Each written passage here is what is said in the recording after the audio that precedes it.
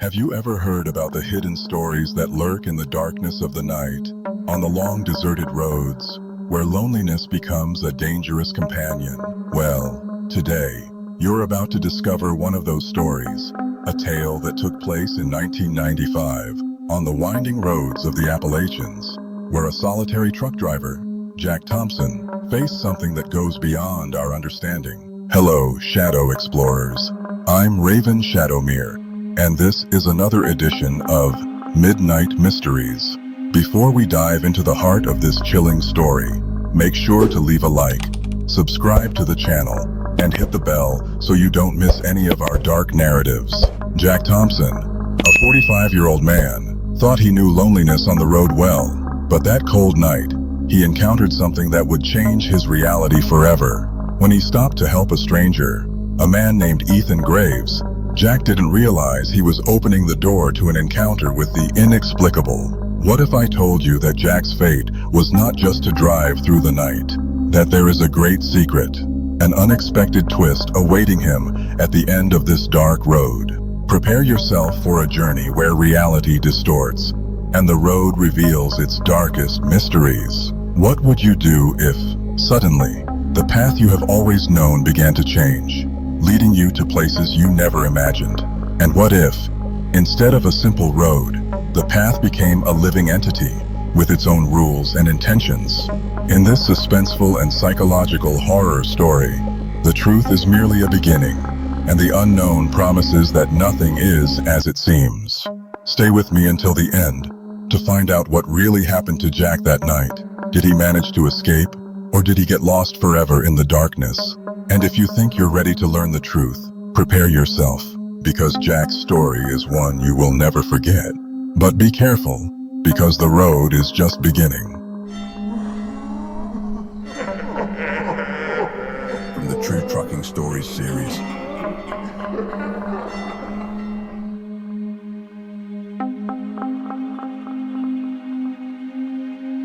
The winding road of the Appalachians coiled before me, like a snake, sliding between trees that seemed to bend, as if they wanted to hide me from the outside world. The night was cold, and the air carried a smell of wet earth that reminded me of the summer storms of my childhood. It was one of those moments when loneliness became a constant companion, and I, Jack Thompson, a 45-year-old truck driver, was no stranger to that. The freedom the road provided was both a balm and a reminder of my solitary life. The engine of my truck purred softly, and I lost myself in thought. Life hadn't been kind to me. Married for years, I watched my marriage crumble like a house of cards. And now, the road was all I had. The freedom to drive anywhere, to leave the past behind, was a form of escape I couldn't resist. But on the other hand, loneliness weighed like an invisible burden. It was then that I spotted a figure in the distance, standing by the roadside. A man, paused under the weak light of a street lamp, seemed hesitant. My instinct told me to keep going, but empathy spoke louder. When I stopped the truck and opened the door, the cold breeze entered the cabin like a whisper. "Hey, do you need help?" I asked, watching him approach cautiously. "Yes, please. I'm trying to get somewhere, and the last thing I want is to be stuck here alone on this cold night," he replied, a slight tremor in his voice. The man had dark hair and eyes that shimmered with a mix of insecurity and relief. "My name is Ethan Graves." "Jack Thompson, come in, make yourself comfortable," I said, moving over as he settled into the seat beside me. As soon as he closed the door, I felt a chill run down my spine, but I didn't know exactly why. "What brings you here at this hour?" I asked, trying to make conversation to break the ice. Ethan hesitated for a moment, looking out the window as if he were watching something I couldn't see. "I'm going to visit a relative. Something urgent," he replied, his voice lower than before. The answer seemed evasive, but I didn't want to push him to talk. "I understand. The road can be treacherous at night. I've been in situations like that before," I said, trying to lighten the mood. But I noticed he was nervous, his hands moving restlessly in his lap, and he frequently looked back as if expecting something or someone to follow him. "Have you "Do you ever feel like you're being watched?" he asked, his voice barely a whisper. That question took me by surprise. Sometimes, the road has that effect, you know? Loneliness can make you feel that way, I replied, trying to divert the tension in the air. "It's not just that. I feel like something is wrong," he said, pressing his lips together. The way he spoke made me uneasy. The atmosphere in the cabin seemed to shift. A strange feeling began to dominate the space. "I just want to get there before they find me," he added, with a look that seemed to pierce through the window, searching for something distant. "Who's following you, Ethan?" I asked, curiosity growing. What could make a man so nervous on a night like this? He looked at me, and for a brief moment, I saw a flash of terror in his eyes. "It doesn't matter. What matters is that I need to reach my destination," he replied, his voice more firm, yet the nervousness lingered. As the road unfolded before us, the tension mounted. I didn't know what to think about the man beside me. Was he just a lost traveler? Or was there something darker in his story? The darkness around us seemed to thicken, and I felt that the road was about to take us somewhere neither of us wanted to go. The sound of the truck's engine resonated in the cold night as the road stretched out in a tangle of curves. The radio, which had been playing soft music, began to emit an uncomfortable static. I turned to Ethan, who seemed increasingly restless. "Do you hear that?" I asked, trying to break the tense atmosphere that hung between us. "It's just interference," he replied, but his voice had a tremor that didn't go unnoticed. I looked at the truck's panel and turned up the volume, but instead of music, whispering voices began to come through, as if a distant choir were trying to communicate. "Jack, Jack," it echoed like a summons. "Ethan, are you sure everything is okay?" I asked, feeling my heart race. The expression on his face shifted, becoming darker. He stared at me, his eyes shining with a mix of fear and something else. "Sometimes, the road has its own rules. You just need to know how to play the game," he said, with a smile that didn't reach his eyes. The idea that the road could have its own rules seemed absurd, but something within me began to believe. What was happening there? With each curve I took, the landscape seemed to change, as if the road were molding itself to an unspoken desire. "Are we going in the right direction?" I questioned, trying to remain calm. He merely nodded, but there was an uneasiness in his response. Ethan started asking questions about my life, as if he wanted to understand who I really was. "Have you always been a truck driver?" he inquired, his voice now softer, almost seductive. "Yes, it's what I've been doing for years. The road is my home," I replied. But the truth was that I was starting to feel more like a prisoner than a free man. "Don't you feel lonely sometimes?" he continued. The question caught me off guard. Of course I do, but loneliness is part of the package.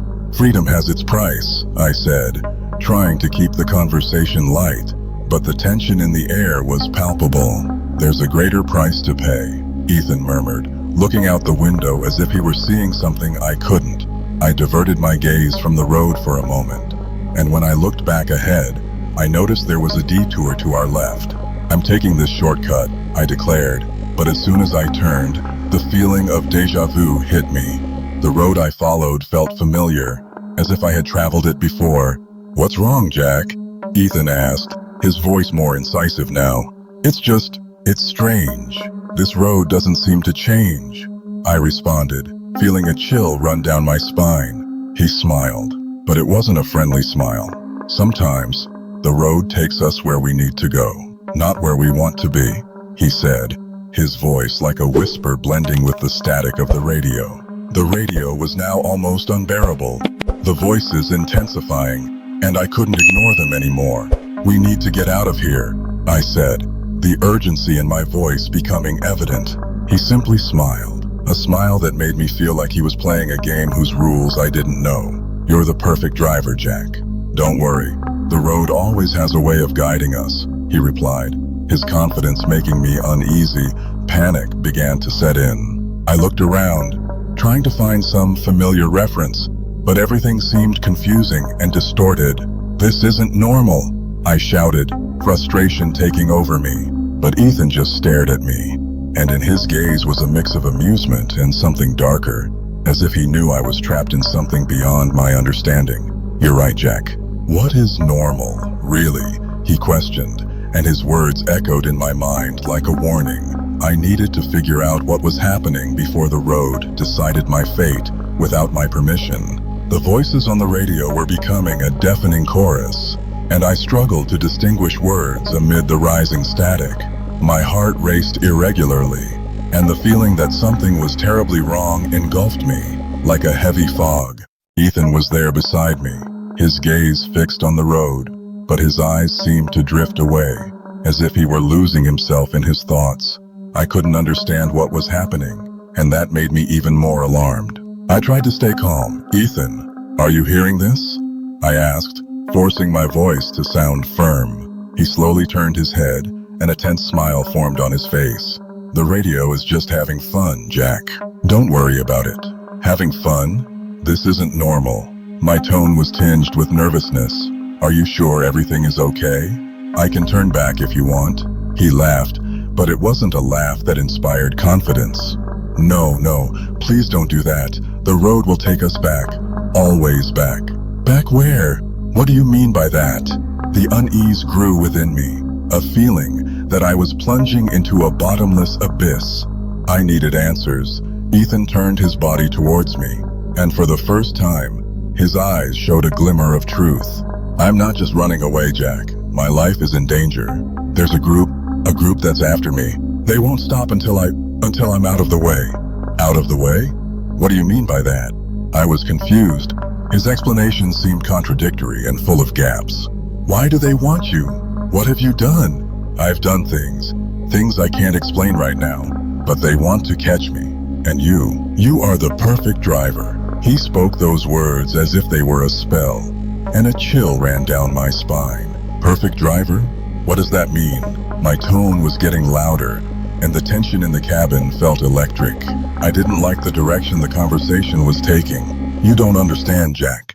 The road, it has its own plans. You caught me, and now we are in this together." He leaned forward, his expression intensifying. "You need to help me, or they will come after you too." I looked out the window, the landscape blurring into a smudge of trees and shadows. "I don't know if I can trust you, Ethan. You're not being clear, and that scares me." He took a deep breath, as if struggling to find the right words. "I'm not what you think, but please, believe me. If you leave me here, they will catch you. I know it sounds crazy, but it's not. This road has a way of trapping people." A heavy silence hung between us. I was at a crossroads, unsure whether to believe the words of a man who seemed lost in his own reality. The road was changing, and a sense of despair began to seep into my mind. Suddenly, I spotted something in the distance. Dark figures stood out among the trees, their outlines indistinct yet threatening.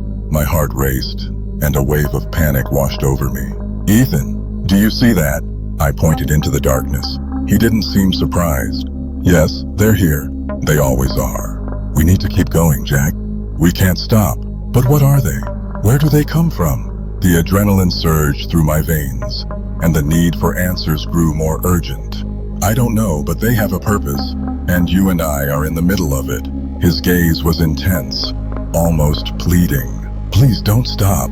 Feeling as if the road was closing in around us, I pressed the accelerator. But the truth was, I was trapped in a nightmare where the rules didn't apply. The tension between us was palpable, and I didn't know if I was saving myself or just digging my own grave. The road seemed like a serpent, coiling around us in its deadly embrace, and the darkness around us was just beginning to manifest. The truck cabin was freezing, almost as if an invisible fog had invaded the space. The air felt heavy, and I could sense the tension pulsing between us. Ethan was restless, shifting from side to side as if caught in an invisible chain. My thoughts were jumbled, but there was a growing certainty that something supernatural was happening. I looked out the window, trying to find some sign of normalcy on the endlessly stretching road ahead of us. I saw nothing but the dancing shadows of trees by the roadside. "Ethan, what's happening?" I asked, trying to keep calm in my voice. "Why is it so cold in here?" He turned his head toward me, his eyes shining with an intensity that left me uneasy. The perfect driver must be sacrificed. You understand that, don't you? To open the portal, Jack, you have to be willing to leave everything behind. Those words echoed in my mind like an alarm bell. What was he saying? Sacrificed? Portal? I couldn't comprehend. With every passing second, reality seemed to twist, and logic evaporated like vapor in the air. I have always been a practical man, a truck driver who relied on what he could see and touch. But now, I was being pulled into an abyss of insanity. You're talking about things that don't make sense, I replied, trying to keep firmness in my voice. This is madness, Ethan. I just want to know how to get out of this. You can't get out. He laughed, a sound that made my stomach churn. You are the perfect driver. The road needs you, and I need you. I stared at Ethan, trying to decipher what was hidden behind that smile. There was something deeply wrong with him, something that went beyond simple nervousness. He wasn't just a lost man on the road. It was as if he was inserted into a much more sinister plan. The truck cab seemed to pulse with a strange energy, and I felt the pressure growing, as if the walls were closing in on me. You need to listen to me, I said, my voice trembling. If there's anything I can do to help. It's too late for help, Jack, he interrupted, his expression changing to one I had never seen before. Just accept your fate. The road has already decided for you. Those words echoed in my mind, creating a growing panic. I needed to do something. Driving in circles was not an option. With adrenaline coursing through my veins, I looked at the truck's dashboard and noticed that the fuel and speed gauges were moving erratically, as if they had a life of their own. The radio, which had been mere static, now emitted distant voices, whispers that seemed to come from a place beyond time and space. Ethan, I need to stop, I screamed, feeling a wave of despair. I need to stop now. He laughed again, but it was a cold laugh, devoid of joy. You can't stop, Jack. The road won't allow it. You're trapped here with me. And then, without thinking, I pulled the truck's lever and turned off the engine. The silence that followed was deafening. The radio stopped emitting those whispers, and, for a brief moment, the tension seemed to dissipate. But when I looked at Ethan, he had changed. The sinister smile widened, and I realized he was no longer an ordinary man. There was something more, something dark and terrifying. You can't escape what you are, he murmured, and his eyes shone with a supernatural light. The perfect driver always finds his way back. And now, you belong to me. My heart raced. What did he want from me? What did I have to do to keep my sanity and my life? I needed to confront him, but fear gripped me, as if the shadows around us were closing in, ready to devour everything. You won't have me, I shouted, bravery rising from somewhere deep inside me. I'm stronger than you think. Ethan just smiled. Let's see, Jack. Let's see. The tension was at its peak, and I knew I had to make a decision. What I would do next could determine whether I would leave that road alive or become just another lost soul in the darkness surrounding that place. The pressure in my chest intensified as I got out of the truck, a desperate impulse to escape that insane situation. The road ahead of me seemed to stretch infinitely, as if I were trapped in a nightmare I couldn't wake up from. Each step I took sounded like a distant echo, the darkness around me closing in like a heavy cloak.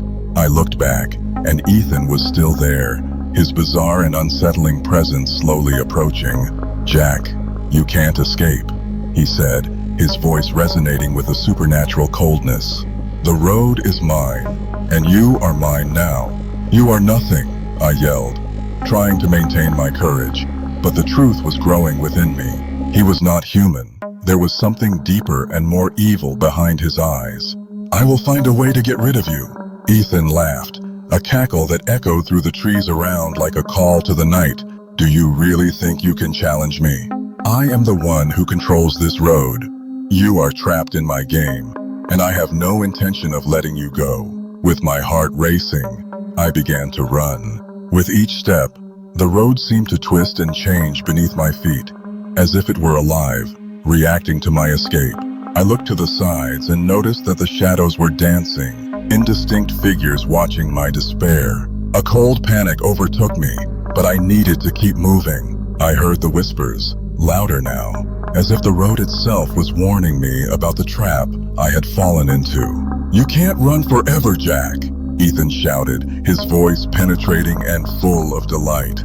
"You are very close to your final destination." For a moment, I thought about giving up, about simply accepting defeat, but a spark of resistance ignited within me.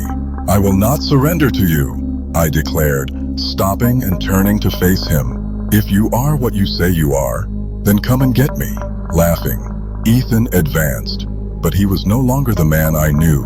His form started to change, twisting into a threatening shadow that stretched and writhed as if feeding on the darkness around me. "You really don't understand, do you? I don't need a body. I want your soul." Adrenaline surged through my body. I needed something, anything I could use against him. I looked at the truck, at the toolbox I always kept within reach. In a moment of pure determination, I ran back to the cab. My heart pounded like a drum, and I knew I didn't have much time. "Do you think you're going to escape?" Ethan's voice echoed like thunder, and the cab seemed to tremble under his presence. "This will only make your punishment sweeter." Furiously, I opened the toolbox and grabbed a wrench. The cold metal in my hands was a small source of comfort. "If you want my soul, you'll have to fight for it," I shouted, spinning around to face him. He was closer now, his nebulous form seeming to melt into the darkness. And in an instant, I realized there was no turning back. "I am not mortal, Jack. You cannot hurt me." "Maybe not, but I can try." I lunged, the wrench raised, and the attack felt more like an act of desperation than a real plan. But with each movement, I felt the strength of fear dissipate, giving way to fierce determination. "You can't touch me," Ethan screamed, but I didn't hesitate. "You will not control me." The shadow writhed, and I attacked. The wrench sliced through the air, but instead of hitting a physical body, it struck the darkness. Ethan screamed, a horrific sound that reverberated along the road, and for a brief moment, the world around us seemed to hesitate. "This isn't over, Jack," he shouted, his voice distorted and filled with rage. "You will pay for this." "Maybe yes, but not today," I retorted, feeling that the battle was far from over. But one thing was certain, I was not going to give up without a fight. The darkness around me seemed to grow denser with every passing second. The silence was deafening, broken only by the sound of my heart beating irregularly. I was cornered, trapped in a situation I couldn't comprehend. Ethan had revealed himself to be something far beyond human comprehension, and the only thing I could do was try to outsmart him. "You won't catch me, Ethan," I murmured to myself as I looked at the evil spirit writhing in the cab of the truck.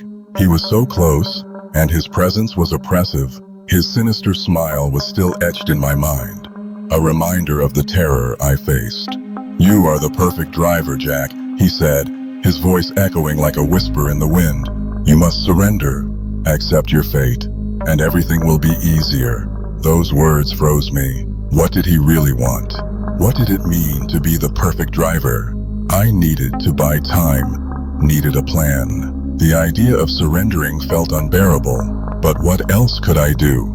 If I wanted to survive, I had to do what he wanted, at least for a moment. "You're right," I said, trying to keep my voice steady despite the fear consuming me. "Maybe I should surrender. If you really are that powerful, what's stopping me from just accepting?" Ethan tilted his head, intrigued.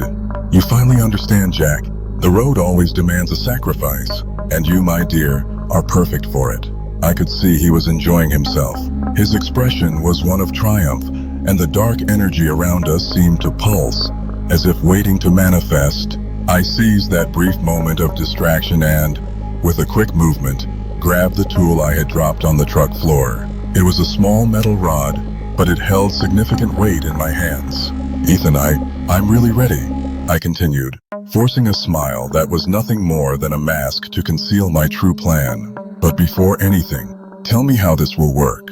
How are you going to take me to the other side?" He smiled, but there was an evil glint in his eyes. All you have to do is enter the portal. It will open for you, and the freedom you seek will be yours. You will become one with the road, and we will be indestructible."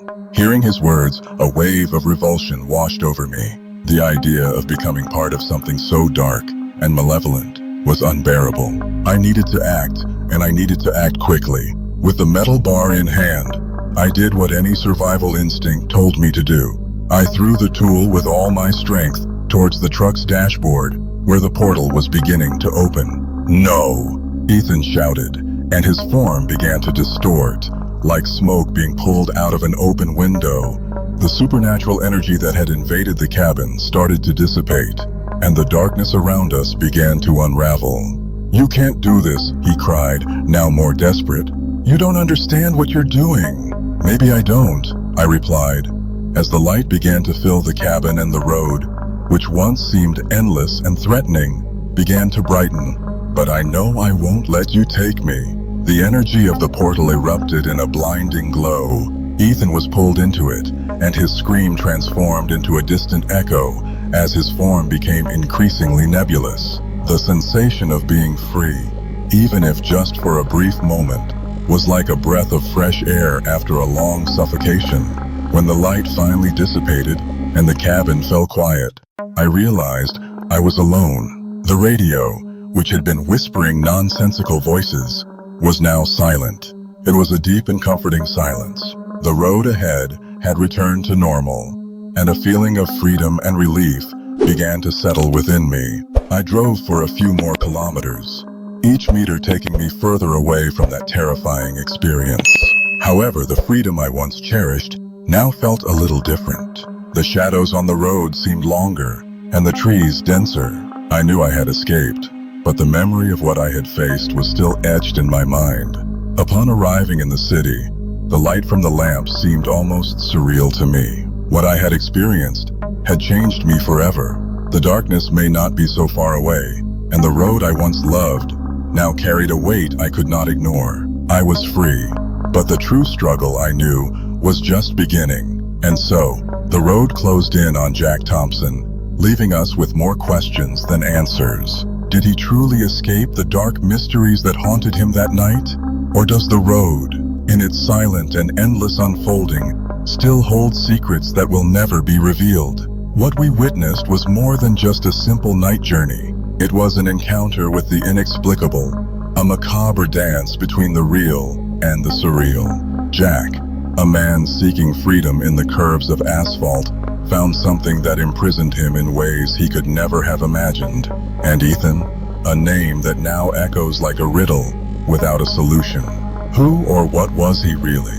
Perhaps a question we will never have the answer to. But before concluding this story, I want to know from you, explorer of shadows, what do you think really happened to Jack? Do you believe there are unknown forces acting in the shadows of our reality? Leave your comment below and share your theories. Who knows? Perhaps together we can unravel some more of these mysteries. The truth is that no matter how much we try to find rational explanations, some stories are meant to remind us that the unknown is always lurking, waiting for the right moment to reveal itself. And on that cold night, on the winding road of the Appalachians, Jack Thompson learned this lesson the hard way. But what remains for us is an inevitable question. How far are we willing to go to uncover the secrets that the night hides? Jack's story may have come to an end, but the Midnight Mysteries continues, always bringing more accounts and legends that challenge our understanding of the world. So, if you enjoy stories like this, don't forget to leave your like and subscribe to the channel. We are just beginning to explore what lies in the shadows. And now that we have finished this journey, the question lingers. Did Jack find peace? Or is he still out there, trapped in an endless cycle of mystery and terror? Only the road knows, and the road, my friends, never reveals all its secrets. So, explorers of shadows, what did you think of this story? If you liked it and want to keep following more mysteries like this, don't forget to subscribe to the channel and activate the notification bell. That way, you'll never miss when we post a new video filled with secrets and enigmas that challenge logic. Leave your like, as it not only helps us grow, but also allows us to continue bringing stories that make you think twice before turning off the lights. And if you really want to be a true explorer of shadows, share this video with your friends and family. Who knows, they might also discover something that went unnoticed by all of us. Now, a special thanks to each of you who stayed until the end. The courage to face the unknown is a rare quality, and we at Midnight Mysteries know we have the best viewers. And if you've made it this far, it's because you have an adventurous spirit and a curiosity that knows no bounds. And before I forget, stay tuned, because the next video will bring something even more surprising. Who knows? An even deeper and more unsettling mystery that will make you rethink everything you know about the world around you. So, don't leave without checking out our video suggestions that appear on the final screen. I promise that each of them will take you even deeper into the mystery and the unknown. Until next time, Shadow Explorers. And remember, the road may seem calm, but you never know what might come around the next bend. Good night and sweet dreams.